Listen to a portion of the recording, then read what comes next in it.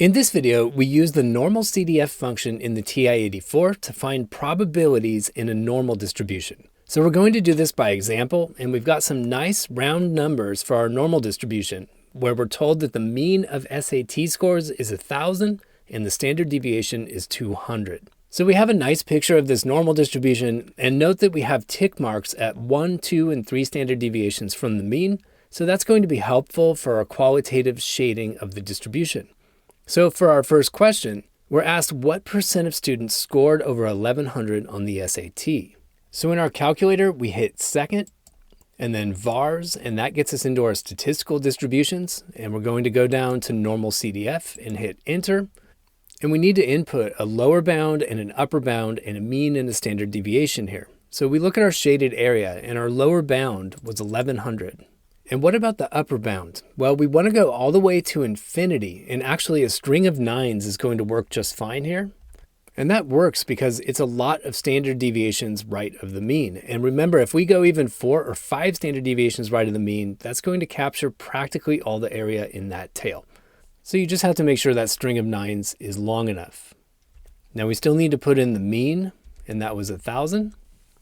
And we need to put in the standard deviation, and that was 200. Then we hit enter, enter, and enter one more time. And the calculator output says 0.3085, etc. Now I usually round probabilities to the thousandths place, so I'm going to call this 0.309. And in this problem, we're going to interpret that as a percentage of the population. So we're going to call that 30.9%.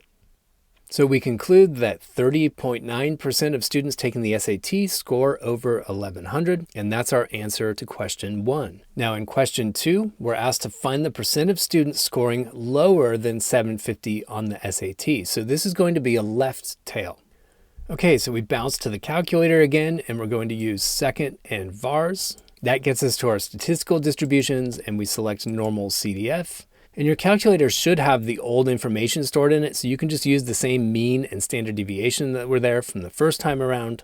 And so we need to put in lower and upper bounds corresponding to the shaded region that we made in our normal distribution. Well, this time we're starting at negative practically infinity. So we're going to put in a minus sign and then just a bunch of 9s. The only thing that matters there is that it's more than several standard deviations away from the mean.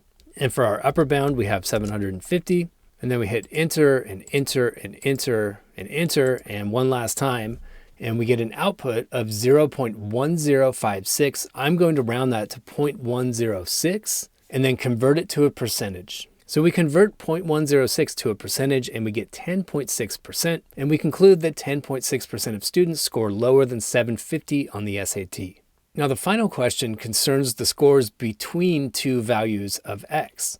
So we're asked to find the percent of students scoring between 700 and 1,300 on the SAT.